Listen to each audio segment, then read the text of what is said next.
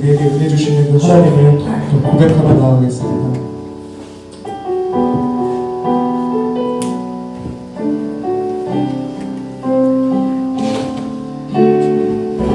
우리 주를 위대하며 우리 주는 위대하며 능력이 많으시도다. 그의 지혜로 구하며 인자는 영원하도다. 상한 자를 고치시며 상처를 싸매시도다. 별들의 수를 세치며 이름을 붙이셨도다. 그가 구름으로 하늘을 덮으시며 나를 위하여 비 준비하시니 찬양합시다. 예루살렘아 여호와를 찬송할지어다. 내 하나님을 감사함으로 그 앞에 나가며 주 임재 앞에 경배해. 예루살렘아 여호와를 찬송할지어다. 내 하나님을 감사함으로 그 앞에 나가며 주 임재 앞에 경배해. 다시 한번 고백하겠습니다. 우리 주를 위대하며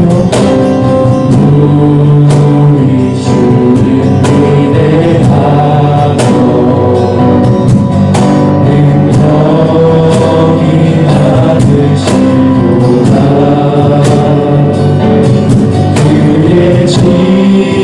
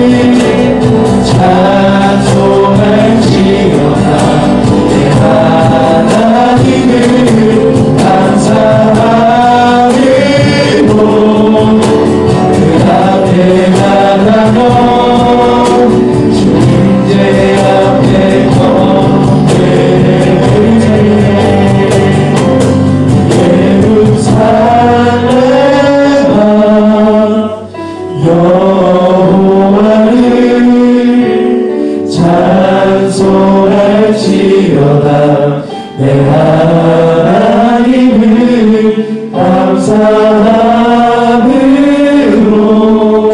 주 앞에 나가며 주님제 앞에 경배 땅의 평화를 보소서.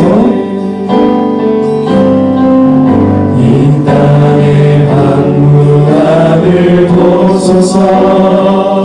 하늘의 하나님 그들을 베푸시는 주여 우리의 죄악 용서하소서.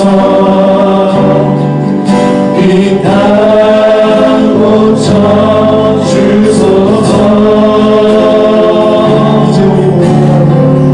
이제 우리 모두 하나 되어 이 땅에 무너진 기초를 다시 쌓을 때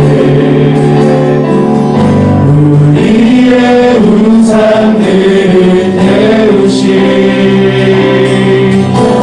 성령의 불 임하소서. 부르게 불길 타오르게 하소서. 진리의 말씀 이 땅 새롭게 하소서. 그대의 강물 흐르게 하소서. 성령의 바람 이제 불어와 오 주의 영광 가득한 새날 주소서. 주님 땅에 주님 나라에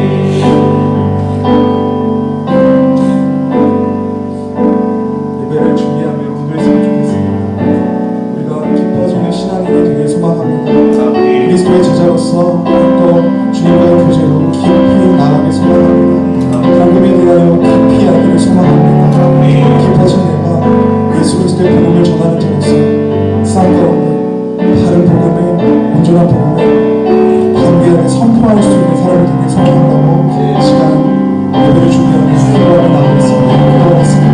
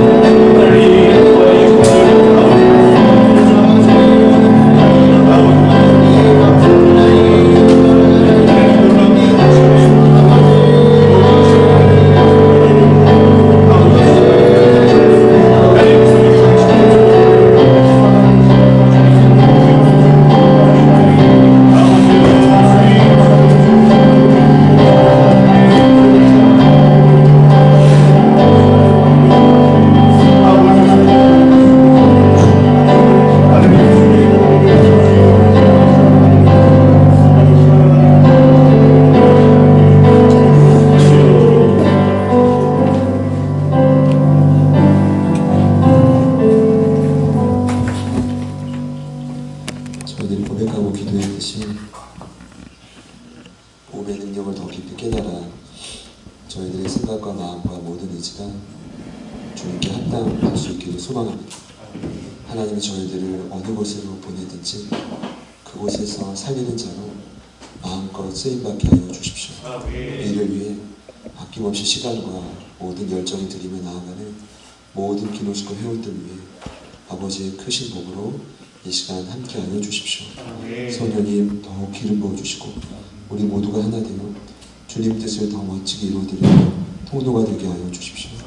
예수님의 이름으로 간절히 기도드립니다. 아멘.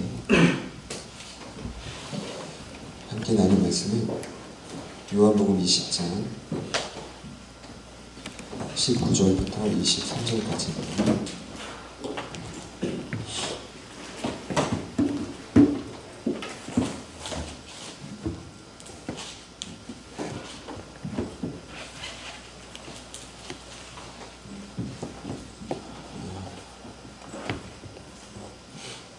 (19절부터) 23절까지를 저와 여러분이 한 절씩 기록하겠습니다.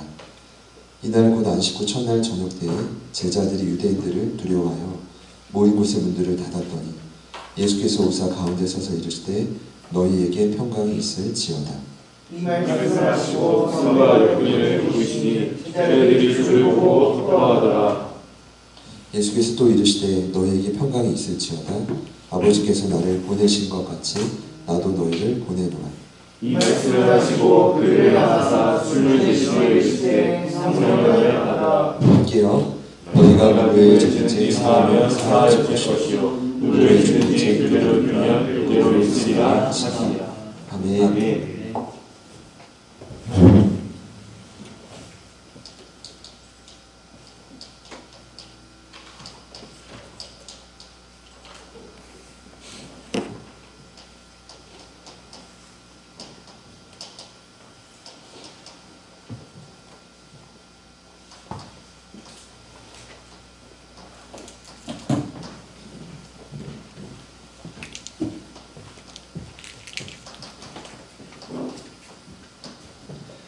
같이 한번 따라해 보시죠. 나도 너희를 보내노라.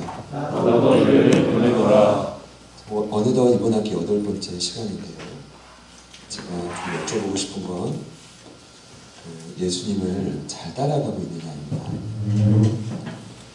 저희가 첫 번째 시간부터 계속 점검했던 건 주제권이고 유일한 구주이신 그분을 얼마만큼 따라가느냐가 이 제자가 되는 길에 가장 중요하다고 말씀드렸는데 제자들이 나간 첫 번째 부르심이 나를 따라오라 하죠. 내가 너희를 사랑을 얻는 어부가 되게 하리라. 이 말씀도 암송하셔야 됩니다. 그러니까 기노스코드 다루는 모든 주제들 여러분 암송을 하시면 그 말씀이 계속 저장이 되어야 여러분의 말에 힘이 생깁니다. 믿으십시오. 아멘. 계속 하시는 닥치는 대로 외우게 됩니다. 내비게이터에 나온 구절도 갖고 다니면서 외우고 너무 좋고요. 이제 저희가 요즘 창세기 말씀을 큐티에 묵상하고 있는데 어제 오늘 나온 말씀 중에 창세기 42장 18절에 요셉이 형들과 제외하고 처음에 아는 척은 안 했죠. 3일 동안 가둔 다음에 다시 만나고 본인이 이렇게 소개합니다. 나는 하나님을 경외한 사람이니 생략하면 생명을 보존하는 거예요. 하나님을 경외하는 사람은 생명을 보존한다. 사실 비슷한 말입니다. 마태복음 4장 19절. 무슨 말이냐 하면 하나님을 경외한다는 건 그분을 단지 두려워하는 것이 아니에요. 그분을 의식하고 예배하면서 동행한다는 겁니다. 쉽게 말하면 하나님을 따라가는 사람은 어떤 특징을 가진대요? 생명을 보존한다. 생명을 지키고 살려주고 보호하고 세워준다. 이런 의미입니다. 창세기 42장 18절에 요셉이 했던 말입니다. 요셉을 보면 하나님의 그를 하나님의 사람으로 세우기 위해, 제자로 세우기 위해 수많은 연단을 통해 그를 일으켰습니다. 그게 어쩌면 총리로서 애국 온 땅을 두루다니면서 그가 했던 일은 뭐예요? 하나님을 경외함으로 사람을 살리는 일입니다. 신약의 기준도 마찬가지입니다. 주님을 따라가면, 예수님을 따라가면 어떤 사람이 돼요? 사람 남는 어부가 돼요. 주님을 어떻게 하면 제대로 따라갑니까? 제가 그렇게 말씀드렸어요. 제대로 따라가면 결과는 따라가요. 이해되십니까? 예수님을 제대로 따라가야 돼요. 그 따라가는 방법이 어디에 나와 있죠? 마태복음 16장 24절이죠. 아무든지 누구든지 나를 따라오려거든 어떻게 하래요? 자기를 부인하고 자기 십자가를 지라고 했어요. 자, 오늘의 핵심이 아니니까. 자기 십자가를 저와 여러분에게 주신 하나님의 고유한 사명이라고 본다면 그 고유한 사명을 끝내 이룰 수 있는 방법은 무엇입니까? 자기 부인입니다. 잘 들어보세요. 여기서 말하는 자기는 하지만 사랑하는 사람이 아니라 나라고요. 죄로 물든 나, 죄로 물든 자, 죄로 물든 인격. 굉장히 중요합니다. 자기를 부인한다는 건 한마디로 죄로 물든 인격을 부인하는 거예요. 인격은 뭘까요?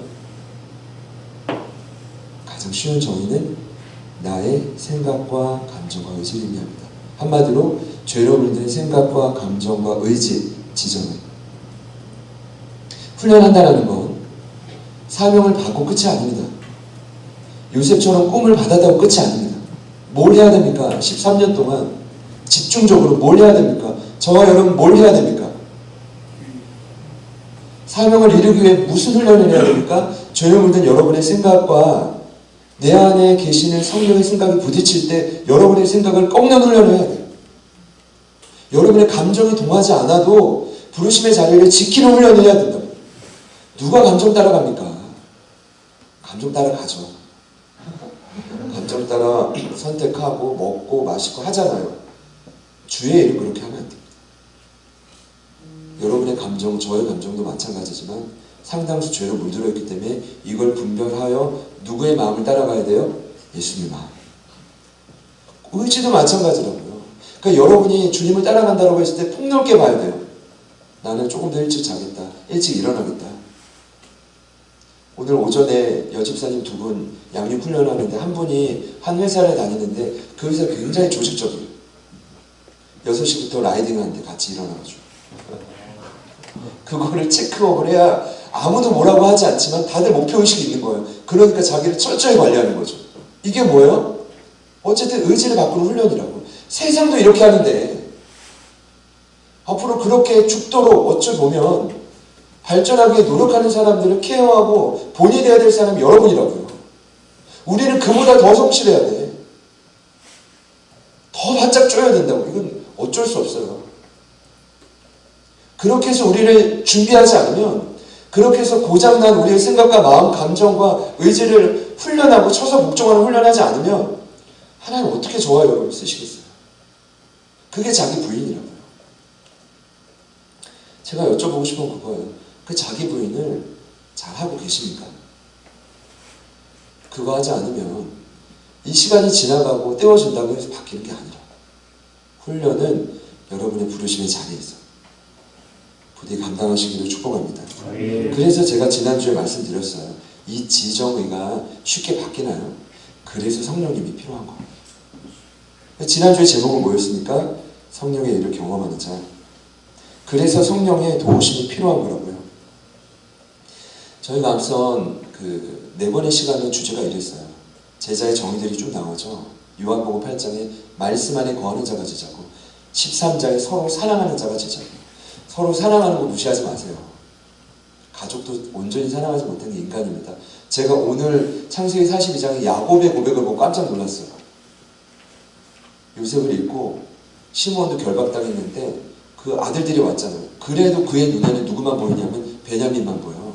이게 사람이에요, 여러분. 야곱이 이스라엘이고 세겜 땅에 무너졌다가 베델에서 하나님을 찬양하고 엄청난 붕을 맛봤어도 편애한다, 편애. 골고루 사랑을 못하는 게 인간이라고요. 여러분 편애 안 할 것 같아요? 이 사람을 만나라고 하는데 내가 편애하는 사람이 만나기 싫죠. 편한 사람 누구 연락 못해? 그잖아요. 누가 그 사람 실망 못해요. 문제는 불편한 사람을 만나야 돼요. 의도적으로 그렇게 하세요, 여러분. 야곱이 안 되려면. 나중에 야곱도 변화됐겠지만 나이가 시간이 먹고 든다고 해서 바뀌는 게 아니라고요. 서로 사랑하는 일은 쉽지 않은 일입니다. 그게 제자라고요. 세 번째 징표는 많은 열매를 맺는 자였죠. 그리고 지난주에 성령의 일을 경험하는 자. 제가 이렇게 말씀드렸어요. 못 오신 분들이 있기 때문에 이 구절, 세 구절은 반드시 암송해야 돼. 무엇이었습니까? 성령의 역할을 세 가지로 말씀드렸죠. 첫 번째가 증언이었고 요한복음 15장 26절에 두 번째가 책망이었죠. 요한복음 16장 8절에 세 번째는 진리였죠. 요한복음 16장 13절에 이 세 가지만 알아도 내 안에 함께 하시고 온 열방에 운행하는 성령이 무슨 일 하는지 확실히 알아. 이게 고별한 실장에 예수님이 분명히 가르쳐 줬어요. 성령이 오시면 또 다른 보혜사인 성령이 오시면 나를 증언할 거다. 성령 충만한 사람이 어떤 일을 하게 해요? 예수를 말하는 사람입니다. 그럼 우리는 또 다른 그 누군가에 의해서 예수를 들었고 영접하고 하나님의 자녀가 됐어. 그것이 끝이던가요? 아니요. 성령이 하는 두 번째 주된 일이 무엇입니까? 책망입니다. 단순히 화내고 꾸짖는 게 아니라 어떤 힘이에요? 드러낸다는 뜻이죠. 무엇에 대해 책망하십니까? 죄에 대해, 의에 대해, 심판에 대해. 죄에 대하여는 뭐예요? 믿음 없음. 하나님의 자녀가 됐는데 여전히 믿음 없음. 이걸 누가 드러낸대요? 성령님이. 의는 뭐예요? 주님과의 관계잖아요. 그 부족한 관계, 부족한 친밀감을 누가 드러내요? 성령님이. 심판에 대하여는 누구를 말하는 겁니까? 사단님이 하죠. 여러분이 제자가 되는 걸 그토록 방해하는, 미리 알고 방해하는 그 사람, 그 세력, 사단과 그의 졸개들을 누가 밝히 드러내요? 성령이. 이거 성령이 책망 안 해주시면 저와 여러분은 제자가 될 수 있어요, 없어요? 절대로 안 됩니다. 근데 그게 끝이 아니라고요. 지난주에 말씀드렸지만 성령은 예수를 증언해주고 우리 연약함을 드러내줄 뿐만 아니라 결국 저와 여러분을 불변하는 진리로 인도해주는 거예요. 아멘. 미래에 대한 두려움이 있으니까 성령님 앞에 머무십시오. 아멘. 그 예민하신 성령님을 붙드십시오. 성령님이 진리로 여러분을 인도하실 것입니다. 아멘. 이게 왜 중요하냐? 계속 앞으로 우리는 오후 오늘 훈련팀, 오전 훈련팀, 오후 훈련팀, 기노스코. 근데 저는 이제 불평하지 않기로 했어요. 이건 제 운명으로 받아들이고 했단 말이에요. 여러분도 그렇게 하실 거죠? 네. 아멘이십니까? 네. 난 이제 그분은 이제 훈련을 받으시는 분인데 이제 사모님이에요.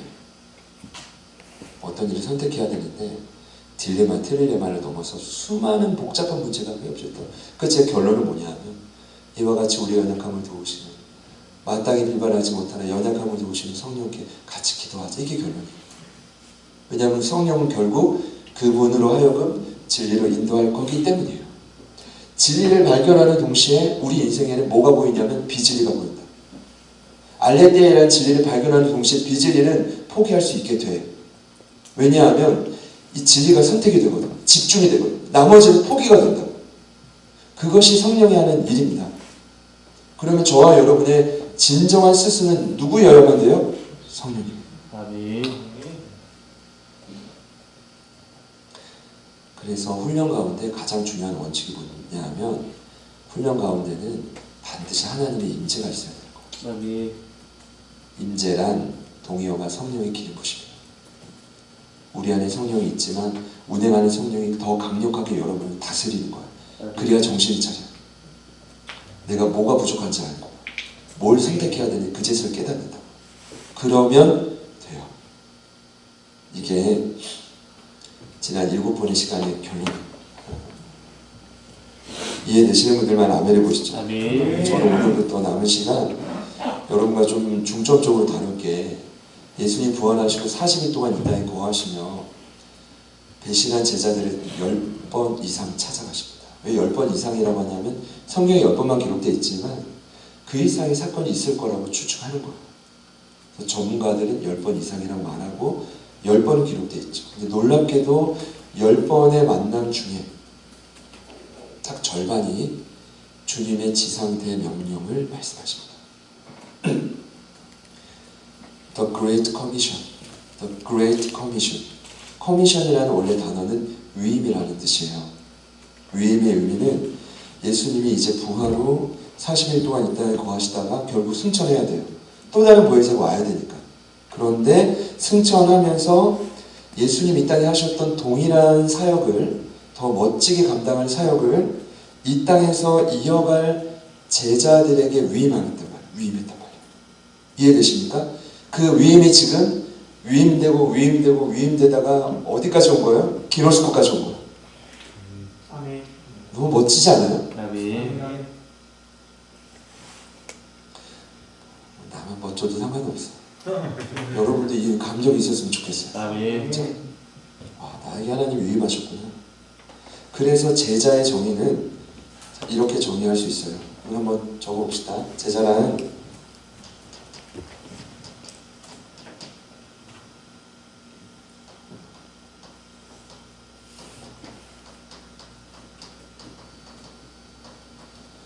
주님의 지상 명령을 제대로 이해하는 자예요. 일단 이해하는 자, 그리고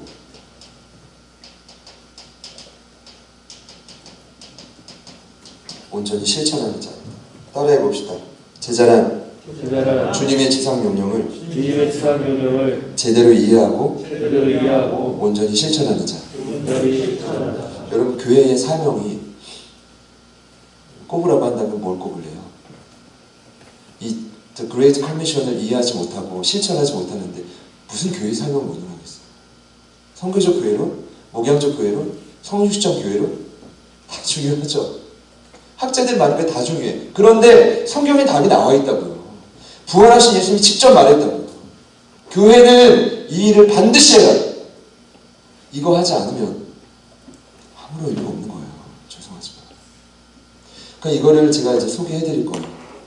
순서대로 소개해드릴 때, 오늘은 첫 번째 지상 명령만 나누지만 바라기는 그 명령에 여러분이 부합한 삶을 살아가면 돼요.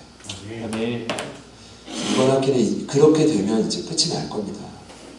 얼마나 중요한 주제를 다뤘어요. 제자의 징표, 그 전에 주제권, 그리고 예수님의 지상 명령, 유언이라고. 많은 분들이 예수님의 지상 명령하면 마태복음 28장 18절 이하만 기록해요. 그렇지 않아요. 5번은 어떤 순서냐 하면 처음이 오늘 읽으신 부분이에요. 마태복음 아니에요? 아니에요. 부활한 예수님이 제자를 처음 만난 장면은 요한복음 20장 19절부터 23절에 나와 있어요. 이게 첫 만남이에요. 두 번째 만남은 어딜까요? 마가복음 16장입니다. 16장 15절 이하. 세 번째는 어딜까요? 마태복음 28장입니다. 마태복음 중간에 있어요. 사람들은 그것만 알죠. 그것조차도 제대로 몰라요. 네 번째는 누가복음 24장이고요. 마지막 5번째가 사도행전 1장입니다. 이 중요한 명령을 예수님 외에 그냥 복음을 전해 이러면 되지 5번이나 하셨을까요? 각자의 이유가 있는 거예요. 이 말씀이 이렇게 들어야 될 만한 이유가 있는 거예요. 결론적으로 미리 말씀드리면 이 5번의 시간이 최소한 필요해요. 누구에게요? 배신한 제자들이 돌아오기까지. 시간도 필요하고 말씀도 필요한 거예요. 첫 명령은 바로 오늘 말씀의 제목입니다. 나도 너희를 보내노라. 하나님 예수님이 이 땅에 보내신 것처럼 예수님도 저와 여러분을, 제자들을 이 땅으로 보내신다는 뜻입니다. 중요한 건 예수님은 너무 보내시고 싶은데, 간곡히 보내시고 싶은 곳이 너무 많은데, 문제는 뭐냐 하면 보냄받을 준비가 안 돼 있네. 이게 큰일인 거예요. 이제 신학생들이 수가 넘쳐나다가 지금 막 줄어들죠. 인구가 어떤 미래학자들은 이제는 종말이 와서 대한민국이 멸망할 거라고 말하더라고요. 전 세계 52국가 중에 인구 그 출산율이 가장 낮은 나라잖아요. 한 명이 안 돼요. 근데 숫자를 물리적으로도 떠나서 예수님 간절히 보내고 싶은데, 막 보내고 싶은데 갈 사람이 없어. 그러면 결국 모든 일은 군대 같은 거예요. 잘하는 사람에게 몰릴 수밖에 없어. 여러분 나중에 보세요. 준비된 사람은 마음껏 쓰임받는 거야. 정신없이. 그러나 준비가 안 된 사람은, 복음을 모르는 사람은 안타까운 거죠. 여러분이 전자가 되기를 소망하는 거예요. 그래서 제 가슴이 뛰는 거예요. 여러분은 저보다 더 열심히 쓰임받아야 됩니다. 그 지호가 옆에 찬양하지만, 지금은 이렇게 찬양하지만, 전 세계에 정신없이 복음을 전하는 지 누가 하는 거예요? 아멘. 그때 막 헬쑥해져가지고 괜히 내가 그때 기노스코 들어가가지고 복음에 코가 끼어가지고 내가 이렇게 고생한다고. 그럴 때가 왔으면 좋겠어. 차라리 그럴 때가 와야 돼. 차라리 저를 뭐라 해서라도 내 거기 따른 그 복음의 진리 때문에 내가 여기 전하는 저기 우리 교회 사람도 힘든데 이곳저곳 불려다니면서 내가 지금 뭐 하는 거냐 라고 차라리 고민했으면 좋겠어. 제 마음을 좀 아시겠어요? 제가 오늘 예배 전에 부천 시내를 돌아보면서 나는 오늘 여기 왜 있지? 그래도 아까 연습할 때 오소소 진리의 성령이 왔는데 정신 번쩍 들더라고. 네가 여기 왜 있게? 들어봤어. 당시 제자들은 마찬가지였어요. 준비가 안 돼 있었어요. 물론 3년의 훈련의 시간이 있었죠. 그리고 십자가라는 엄청난 문제를 직면했던 경험, 이것도 굉장히 큰 경험이에요. 그럼에도 그들에게는 많은 준비가 필요했다는 거예요. 무슨 준비가 필요할까요? 그들은 결국 오늘 말씀을 쭉 보니까 약간 패잔론이야.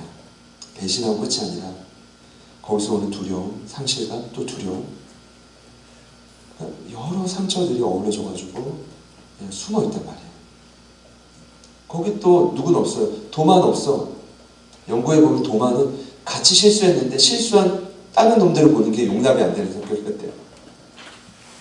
그래서 뒤로 밖으로 이제 뛰쳐나갔죠. 10명이 남아있었어요. 그들을 사용해야 돼요. 그들을 사용하기 위해 가장 먼저 필요한 건 무엇일까요? 오늘 중요한 주제가 있어요. 그게 바로 회복입니다. 회복이에요. 이걸 저와 여러분에게 적용하면 사람은 회복되어져야 그 사람이 쓰임받아요. 아멘. 산정 공중전 그만 있잖아요. 나는 밖에서 아주 별의별 일 다 경험해봤어. 근데 나는 하나님을 많이 쓰임받을 수 있어. 성경적인 원리가 아니에요. 어디서 그런 되도 않는 거짓말 하십니까? 세상에서 겪은 수많은 아픔과 상처들이 예수로 말미암아 메꿔지지 않는데, 교만이 꺾여지지 않는데 하나님 그 사람 어떻게 써요? 지고집대로만 쓰지. 하나님 그 사람 못 써요. 차라리 경험 안 하는 게 낫지. 그게 자랑이 아니라고요. 이해되십니까? 그 자랑이 아니에요. 뭐를 기준으로 자랑이 아니냐면 회복이 된 만큼 쓰임받는 거예요. 그러니까 요한복음 20장이 왜 처음이냐, 왜 첫 명령이냐. 요한복음 20장 주상 명령의 주제는, 핵심은 회복이에요. 그래서 제가 이제 3가지의 기준으로 잠깐 나누면, 첫 번째는 회복의 자리. 회복에도 자리가 있다는 말 들어봤습니까? 언제 우리가 회복되느냐? 한마디로 바닥이라고 말하겠어요. 바닥.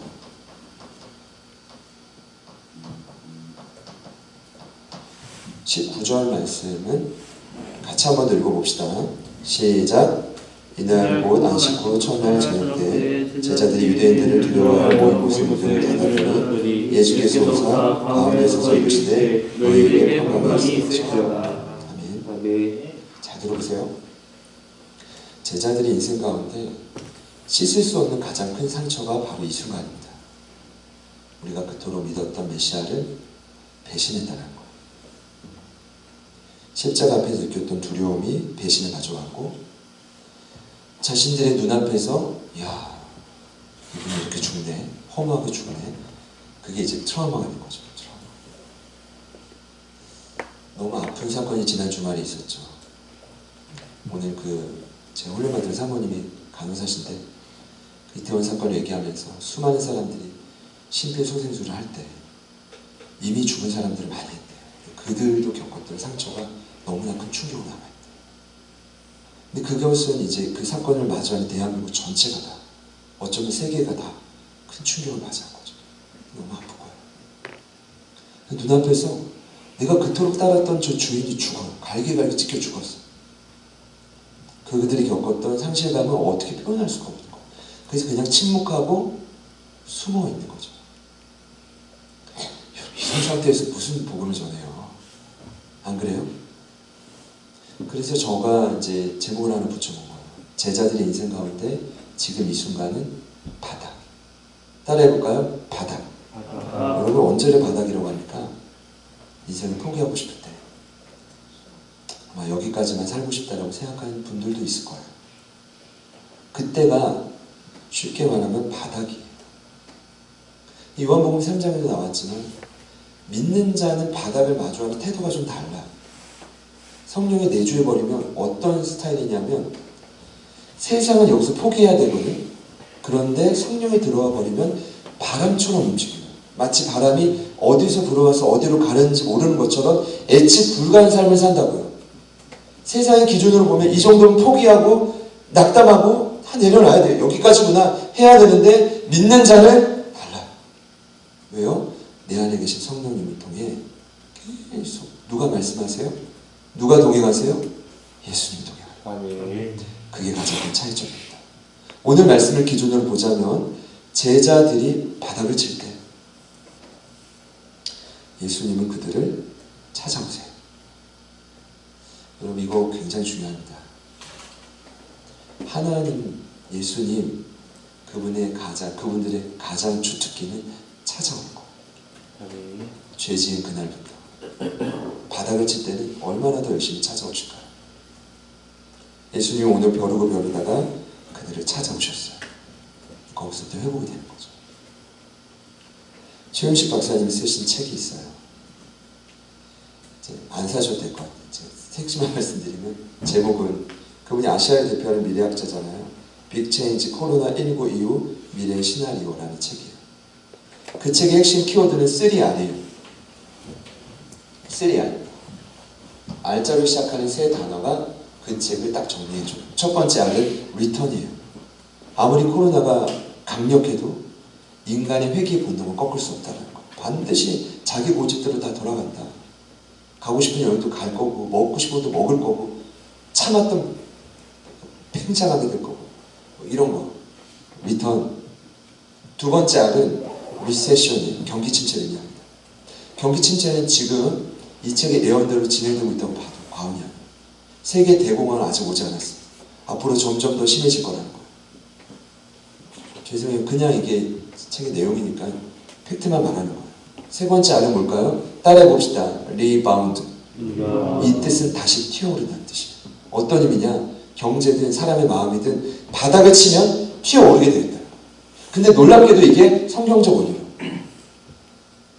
안티프레전의 특징을 가진 강력한 외부의 핍박이 들어올 때 전혀 깨지지 않고 도리어 팽창하는 기독교의 특징이 뭐냐? 바닥을 치면 튀어오르게 돼 있어요. 신기하지 않아요? 기독교 2000년 역사를 보면 끊임없는 갱신이 일어나요. 리뉴, 갱신, 리바이벌 대신에 다시 새로워지다는 뜻이에요. 근데 그 변화가 언제 일어나냐? 변곡점이 어디냐? 바닥을 칠 때. 초대교회 이후의 역사는 동일했어요. 제가 이제 그 교회 개신론 수업을 여러 차례 했기 때문에 핵심 주제는 이래요. 몬타누스 운동, 중세수도 운동, 교회 개혁 이전의 형제단 운동, 종교개혁 이후의 제세례파 운동, 경건주의 운동, 모라비아 운동, 웨슬리 운동, 셀 운동. 모든 2000년 역사가 언제 일어날게요? 바닥을 칠 때 일어났어요. 제도권의 교회가 바닥을 칠 때 하나님의 사람들을 통해 교회를 갱신시키기 시작했다. 그러면 지금은 무종교인들이 급증하는 지금은 탈기독교 시대가 급증하고 있는 이 시대는 어떤 시기예요? 다시 리뉴하고 갱신할 수 있는 절호의 교회예요. 바닥을 치고 있다면 이건 두려운 게 아니라 도리어 복음을 전할 수 있는 제자들이 등장할 수 있는 최선의 시간이라는 거죠. 이렇게 본다면 지금 예수님이 얼마나 우리의 삶을 열심히 찾아오실까? 제자들에게만 아니에요. 바닥을 치고 있는, 어찌 보면 바닥을 향해 가고 있는 저와 여러분의 삶에 주님이 찾아오실 수 있어요. 그때 주님을 붙들어요. 다시 일어날 수 있어요. 그럼 우리가 그 주님을 붙들 때 주님이 어떤 일을 하시느냐? 두 번째는 회복의 방법이에요.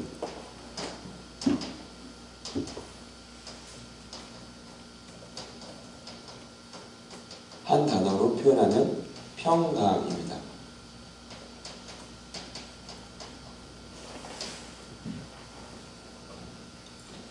잘 들어보세요. 평강이라는 단어가 에이레네죠. 구약의 히브리 샬롬. 흔히들 하나님과의 온전한 관계라고 외워요. 이렇게 배우고. 그 관계뿐만 아니라 수평적으로 자연물과의 관계도 다 온전한 상태라고 말은 해요. 그러나 엄밀히 말하면 평강은 그런 의미이기 이전에 어떤 상태를 의미하냐면 스스로 부족함이 전혀 없다고 느끼는 상태예요. 여러분께 여쭤볼게요. 평강하십니까? 이걸 대답하려면 어떻게 해야 돼요? 나 지금 부족함이 없는데 라면 평강한 거예요.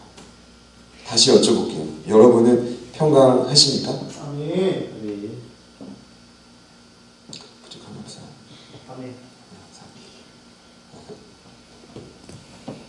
그러니까 뭔가 충만한 상태예요. 가득 차서 넘치는 상태를 의미해요.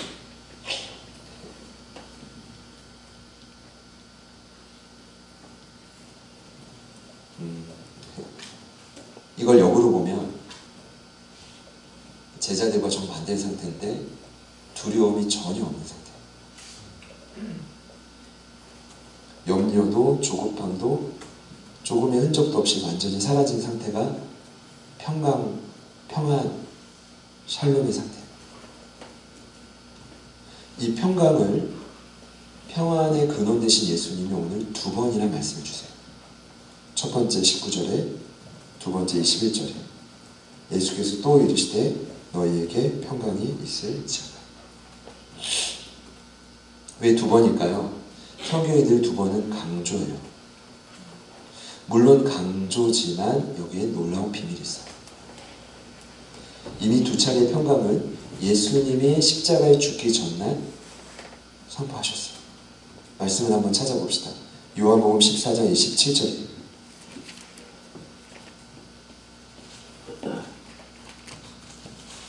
요한복음 14장 27절 같이 한번 읽겠습니다. 시작. 평화를 너희에게 주시노니 곧 나의 평화를 너희에게 주노라. 내가 너희에게 주는 것을 세상이 주는 것과 같지 않으나 너희는 마음에 근심하지 말고 두려워하지 말라. 아멘. 첫 번째 평안입니다. 이것이. 두 번째 평안도 있겠죠. 이 두 번의 고별연설의 평강이 부활하신 다음에 동일하게 두 번으로 선포된 거예요. 그래서 유추해 본다면 첫 번째 오늘 19절에 나온 이 평강은 어디에 초점이 있냐면 14장 27절과 같은 의미예요. 그럼 어디에 초점이 있을까요? 제자들의 마음속에 있는 근심과 두려움을 이기게 하는 평안이에요. 나 자신을 이기게 하는 평안. 예수님을 아셨어요. 지금도 딱 보니까 제자들의 마음이 보였겠죠. 야, 두려움이 많구나. 근심이 많구나. 그래서 요한복음 14장 1절에 이미 말했다고. 너희 마음에 근심하지 않을래? 하나님을 믿으니 나를 믿고 근심하지 않을래? 나중에도 이 근심과 두려움이 올 거를 예수님이 이미 아셨죠. 그래서 뭐라고 하신 거예요? 근심과 두려움과 그 조급함을 이길 수 있는 평안을 선포해 주신 거예요. 근데 결론은 뭐예요? 이 평안을 세상이 줄 수가 없어요. 누구만 줄 수 있어요? 예수님만. 자, 두 번째 평안은 요한복음 16장 33절입니다. 이 구절도 힘차게 한번 더 읽어보겠습니다. 시작. 이것을 너희에게 이르는 것들은 너희로 내 안에 평안을 누리게 하려 함이라. 세상에서는 너희가 환난을 당하나 담대하라. 내가 세상을 이기었노라. 두 번째 평안은 세상을 이기는 평안이에요. 더 정확히 말씀드리면 세상에서 마주하는 환난을 이기게 하는 평안. 이 평안 역시 예수님 안에서만 주어져요. 예수님 계속 강조하는 게 뭡니까? 너 자신이 이기는 평안, 근심을 극복하는 평안, 또 예상치 못한 세상에 마주하는 환난을 이기는 평안은 누구로부터요? 예수께로부터.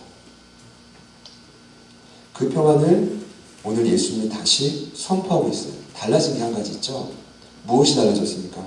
오늘 요한복음 20장의 두 번의 평안은 한 가지 달라진 사실이 있다면 예수님이 십자가에 죽으시고 3일 만에 부활하신 다음이라는 거죠. 이 말이 어떤 의미일까요? 예수님은 죽음을 이기셨다는 거예요.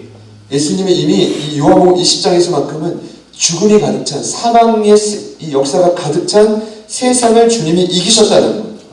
그리고 오늘 저와 여러분이 이 부활하신 예수님을 믿는다, 평강을 주신 예수님을 믿는다는 것은 어떤 의미일까요? 나에게도 이 평강을 주신 예수님을 믿는다는 건 이런 의미예요. 예수님이 내가 이 땅에서 마주할 수밖에 없는 지금도 있는 내 마음의 근심과 두려움, 앞으로 마주하게 될 환난을 예수님이 이미 이기셨음을 믿는 거예요. 마주할 어떤 문제보다 부활하신 예수님이 훨씬 크심을 믿는 거예요. 비교가 안 되죠, 사실. 믿으십니까? 비교가 안 되는 거예요. 이렇게 비교한다는 자체가 문제보다 뭐 이런 자체가 사실은 예수는 얼마나 자존심 상하겠어요. 문제보다 환난보다 야 내가 부활한 자야.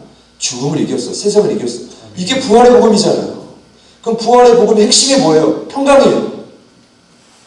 근심을 이기게 하는, 환난을 이기게 하는 평강이라고요. 넘치는 상태. 그래서 제자들에게 담대히 말씀하신 거죠. 평안이 너희에게 있을지어다. 이 말씀의 진리는 나만이 너희들의 인생의 부족함을 포괄해서 본다면 부족함을 채워줄 수 있다는 거예요. 참 저 같으면 정말 화냈을 것 같아요. 솔직히 말씀드려요. 예전에 메시지 전할 때처럼 몽둥이할 때 때린다 이 정도까지 아니어도 사실은 야 시몬, 야고보, 요한 엎드려 뻗쳐 진짜 이렇게 했을 것 같아요. 우리 주님은 좋게 포장하자면 그런 마음조차 없었겠지만 약간 시간도 없었을 것 같아요. 40일, 제자들 10번, 그 중에 5번 지상명령. 좀 다급하단 말이에요. 엎드려 뻗쳐시키고 때리고 이럴 시간이 없어. 단도직입적으로 빨리 가야 돼. 회복시켜야 돼. 흩어버려야 돼. 그러면 뭐 해야 돼요? 평강을 선포해줘야 되는 거죠. 그러니까 여러분 예수님을 너무 부드러운 생각하는 것 같아요. 제가 옛날에 이렇게 좀 초창기에는 하도 저희 아내가 다른 분들도 그렇게 생각했지만 여보 좀 목소리 좀 낮춰. 근데 그때는 어쩔 수 없었던 것 같아요. 막 하면서 막 화도 나고 막 답답하니까 설교 때 그러면 안 되는데 막 강하게 갔던 것 같아요. 근데 사실 예수님과 비교하면 저는 아무것도 아니에요. 전 지금 그리고 굉장히 부드러워졌다고 생각합니다. 지금에 이렇게 막 조금 피치를 올리지 교회 설교 때는 내가 너희를 쉬게 하리라 막 이렇게 웃으면서 얼마나 안 넘어요. 우리 여기 페라처치니까 그렇게 하는 거죠. 독사의 자식들이 이렇게 안 하잖아요. 뒤 엎어버리고 막. 예수님 그러고 싶었을 거예요. 예수님 그러고 싶었을 거예요. 그런데 참으시는 거죠. 단도직입적으로 들어가서 평강을 선포해 주시는 거죠. 옆에 있는 분들 앞뒤를 보면 한번 말해볼까요? 평안이 평안이 평강이 있을지어다. 있을지어다. 감사합니다. 평안하지 못하면 내 안에 이런 근심과 염려가 있잖아요. 두려움이 있으면 절대로 그 발이 움직이지 않습니다. 그래서 사도 바울이 하나님의 전신갑주 중에 신발의 이름은 평안의 복음이라고 한 거예요. 평강의 복음이란 부활의 복음이에요. 부활의 복음이란 사망이 가져오는 모든 권세를 이기신 복음이에요. 그 복음이 딱 장착이 되면 어디든지 갈 수 있다고. 그래서 마지막에 뭐냐면 회복의 결과가 파송인 거예요.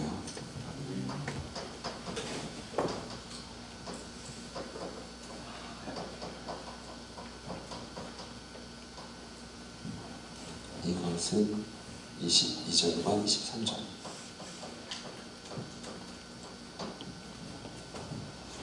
그 22절과 23절 한번 읽어볼까요? 시작. 이 말씀을 하시고 그들을 향하사 숨을 내쉬며 이르시되 성령을 받으라. 너희가 누구의 죄든지 사하면 사하여질 것이요 누구의 죄든지 그대로 두면 그대로 있으리라 하십니다. 제가 과거에는 이 첫 번째 지상 명령을 나눌 때 늘 21절에서 멈췄어. 그럼 21절과 23절은 뭐 그냥 중요한 내용이겠지 하고 넘어갔다고. 그런데 이번 기노스코 메시지를 준비하면서 새롭게 깨닫게 된 건 이거구나. 이게 파송의 원칙이구나. 자, 보세요. 성령을 받으면 23절에 뭐래요? 너희가 누구의 죄든지 이 표현이 두 번이나 나와요. 핵심은 누구예요? 누구예요? 따라해봐요. 누구예요? 이 말이 뭘까요? 역으로 보면 회복이 된 사람은 누구라도 만날 수 있다. 어떤 누구라도 그 영혼을 만나면 살아나요. 여러분, 저와 여러분이 원하는 바 아닙니까? 여러분, 나중에 뭐 사람 가려가면서 만나고 복음 전할래요? 딱 그만큼만 세이받아요. 그만큼. 누구라도 와야죠. 누구에게라도 가야 되고요.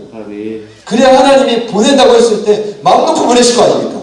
요셉이 애국 온 땅을 두루 살핀 것처럼 거기에 수많은 사람들, 민족이 다 있었겠죠. 그러나 그 민족이 요셉 때문에 먹고 살잖아요. 이런 사람이 되기를 축복합니다. 어떤 자라도 여러 번 만나면 살아나는 거예요. 제가 요즘에 꽂힌 부분이 이거예요. 이런 사람이 되어야 됩니다. 그렇게 제가 변화되지 않으면 제자들교회 공동체는 아무리 좋은 사람이 있어도 한계에 딱 멈출 겁니다. 숫자가 중요한 건 아니에요. 그러나 제가 꿈꾸는 건 생명이 있으면 영혼이 모인다는 거예요. 이석도로라고 한다면 저는 좀 꿈꿔요. 이제 오면서 뭐 제가 유정총리를 했지만 땅 좀 잘 보고 다니라고. 하도 성도들이 이제 땅이라고 하는데 아직 제 마음에 확신은 없지만 하나님 앞에 구해봐야 될 기도 제목인 것 같아요. 이곳이 부르심의 자리라는 확신이 있고 이곳에서 복음을 전할 수 있고 제 스스로가 어떤 영혼이어도 마지막 준비만 된다면 저는 제자들 교회가 어마무시하게 부흥할 거라고 저는 믿습니다. 이게 그냥 욕심이 아니라 어떤 영혼이라도 보낼 수 있다는 거 아니에요. 초신대 신국어 명희 교수님이 그랬어요. 앞으로 성교적 교회를 확장되려면 누구에게 집중해야 되냐면 무종교인들, 교회를 떠난 사람들, 그 사람들을 어마무시하게 많아요. 그럼 그들을 포기해야 돼요? 돌아와야 되잖아요. 그럼 돌아오면 그들은 범상치 않은 분들입니다. 기독교에 대한 경험이 있는 분들은 범상치 않은 분들이 많으시고 교회 받은 상처도 많아요. 그분을 어떻게 끊어 안을래요? 회복되시면 돼요. 여러분이 그만큼 그릇이 넓어지면 돼요. 그럼 보내실 거예요. 문제는 다른 데 있지 않다. 내가 얼만큼 준비되었는가. 하나님이 국내든 국외든 해외든 여러분 마음껏 쓰시겠죠. 준비합시다. 마지막으로 21장에 18절과 19절 말씀을 한번 볼까요? 지상명령은 아니지만 이렇게 만나줬는데도 베드로가 또 물고기 잡으러 가요. 이거 왜냐하면 상처 때문이에요. 너무 그 트라우마가 크면 예수님은 살아있어도 나는 아니라는 생각이 있거든요. 이해되세요? 그때 예수님 또 찾아가요. 제가 누누이 얘기했지만 저 같으면 이제 생고기를 입에 막 쳐넣을 수도 있어. 하도 답답해가지고. 야, 이렇게까지 해줬는데 네가 물고기를 또 잡으러 가? 사명 포기하겠다는 거잖아요. 그게 제 모습이에요. 저와 여러분의 모습이에요. 주님이 또 찾아가서 먹이시고 내 양을 먹이라고 한 다음에 뭐라고 하시냐면 21장 18절에 이렇게 말해요. 내가 진실로 진실로 내게 이르노니 내가 젊어서는 스스로 띠띠고 원하는 곳으로 다녔거니와 늙어서는 내 팔을 벌리리니 남이 내게 띠띠우고 원하지 아니하는 곳으로 데려가리라. 이것이 차이예요. 회복이 되고 준비가 되면 여러분이 원하는 곳으로 가는 게 아니라 남이 여러분을 필요로 하는 곳으로 가게 돼 있어요. 여러분의 욕심껏 가는 게 아니라 주님이 원하시는 자리로 가게 돼 있다. 이게 진정한 제자예요. 나도 너희를 보내노라. 여러분, 바닥이에요? 힘드세요? 지치시는 상황입니까? 차라리 나아요. 바닥을 빨리 치고 일어나야 돼. 예수님이 찾아오시니까 붙들어야 돼. 평강의 주님을 붙들어야 돼. 부활의 복음을 누려야 돼. 그리고 주님이 무엇을 원하시더라도 이제 내가 따라가겠습니다. 제가 지난주에 이번주 달라진 건 그 차이인 것 같아요. 사실 말씀을 준비하면서 이거 제가 확신 없이 말할 수 없잖아요. 저에게도 여러분에게도 훈련인 것 같아요. 주님 원하시는 대로 잘 따라가셔서 어디든지 가실 수 있는 여러분 되시기를 축복합니다. 우리 마지막으로 이렇게 한번 외쳐봅시다. 나도 인사해볼까요? 너희를 보내노라. 같이 한번 찬양합시다. 이제 우리 조무 간사님이 제 차에 이렇게 새로운 찬양들 많이 넣어주시는데 이 찬양이 너무 좋다고 넣어주신 찬양이 있어서 위로부에 다시 일어나라는 찬양인데요. 가사를 좀 생각하면서 같이 한번 찬양해 주시죠.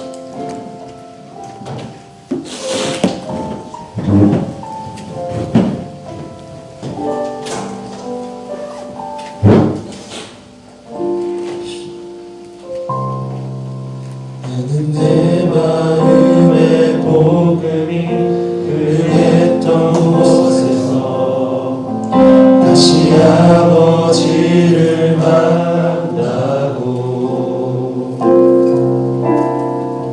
주님 내 마음의 연약한 눈물에 의해서 또 나를 반겨주시네. 나는 내 마음의 복음이 그랬던 곳에서 다시 아버지를 만나고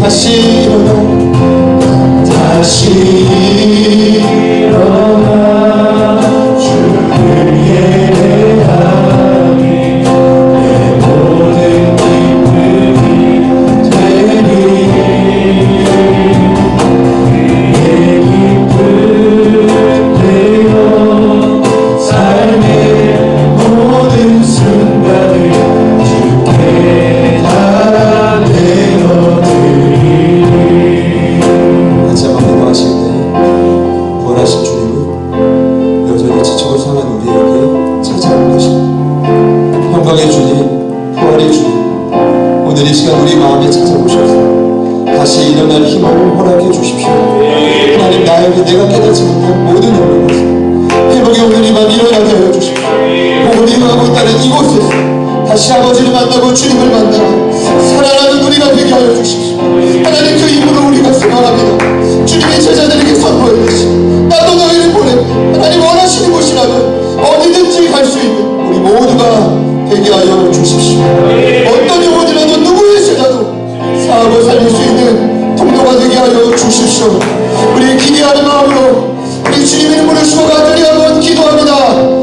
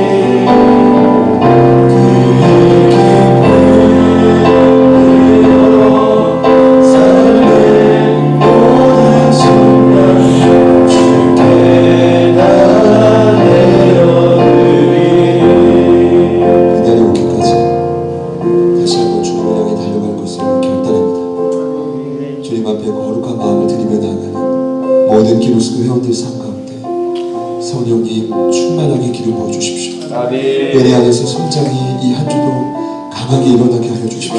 간절히 바라기는 부활하신 예수님, 평강의 근원 되신 주님께서 우리의 마음에 찾아와 주셔서 두려움을 이길 수 있도록, 우리 안에 근심과 염려를 이길 수 있도록, 마주할 환난을 이길 수 있도록 우리를 지배하여 주십시오. 우리 모두를 통치하여 주십시오. 우리 말미암아 준비된 우리가 되어서 주님 말씀하시는 곳이 어디든지 회복된 자로 달려가게 하여 주십시오. 어느 누구의 죄도 없사 어느 누구의 영혼이라도 품으시고 하나님의 성령을 되게 하여 주십시오. 기대합니다. 아버지가 나를 보내신 것처럼 나도 너희를 보내노라. 주님 이 명령 앞에 첫 번째 지상 명령 앞에 믿음으로 반응하는 우리 모두가 되게 하여 주십시오. 예수님의 이름으로 기도합니다. 아멘.